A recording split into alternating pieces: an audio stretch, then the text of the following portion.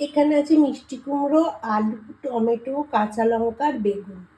এই দিয়ে তোমাদের আজকে একটা নতুন রেসিপি শেয়ার করব।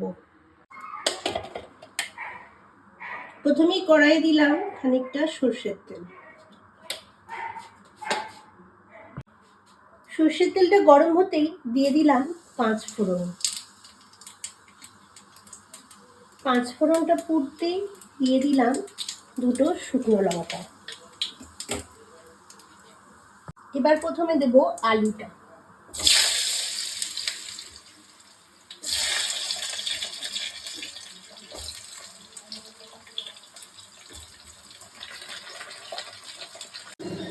আলুটার মধ্যে দেব একটু লবণ আর হলুদ।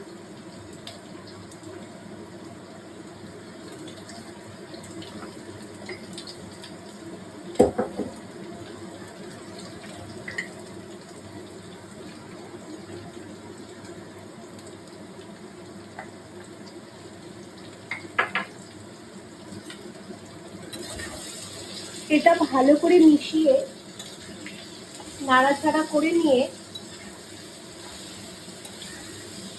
একটু ঢাকা দিয়ে দেব।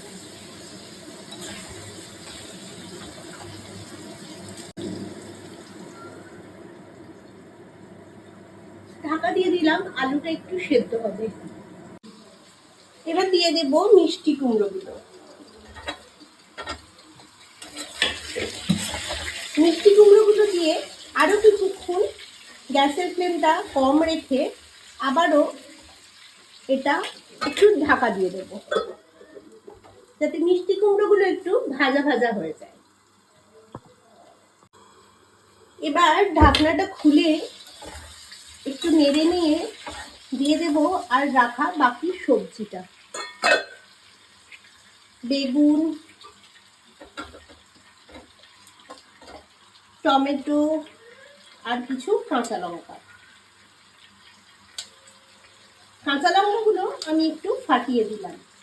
কেউ যদি ঝাল খেতে চাও তাহলে এগুলো চিড়েও দিতে পারো। আর 2টো কাঁচা লঙ্কা রেখে দিলাম, পরে দেব একটা সুন্দর সেন্টের জন্য। এটাকে ভালো করে মিশিয়ে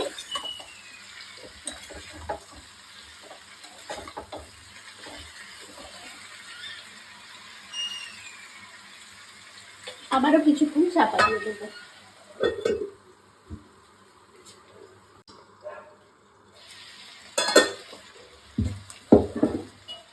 এবার এর মধ্যে কয়েক টুকরো পনির দিয়ে দিলাম। পনিরটা আমার কাছে কম আছে তাই আমি একটু কম দিলাম, তোমরা একটু বেশি দিতে পারো। এই পনিরটার জন্য এত সুন্দর টেস্ট হবে সবজিটার, রুটি, পরোটা, ভাত সব দিয়ে খাওয়ার জন্য খুব সুন্দর একটা নিরামিষ সবজি। এবার বেশ খানিকক্ষণ হয়ে গেছে, আমি একটু জল দিয়ে দেবো।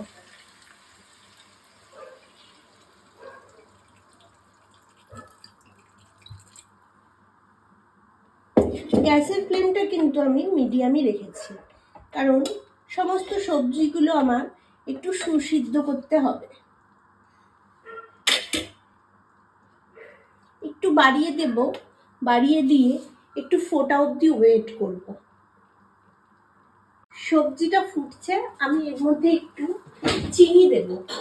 যারা মিষ্টি খেতে পছন্দ করো না তারা কিন্তু চিনিটা স্কিপ করতে পারো।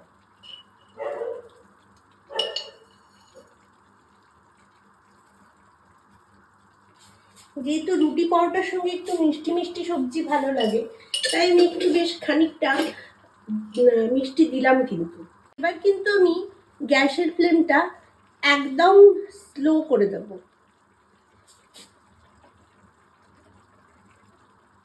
দিয়ে আবারও চাপা দিয়ে দেব, যাতে সবজিটা খুব সুন্দর করে মিশে যায়। নামানোর আগে ওর উপর দিয়ে আমি 1 চামচ ঘি ছড়িয়ে দিচ্ছি। রান্নাটা কিন্তু আমার হয়ে গেছে কমপ্লিট। দিয়ে একটু চাপা দিয়ে রেখে দেব, যাতে ঘিয়ের গন্ধটা পুরো সবজিতে মিশে যায়।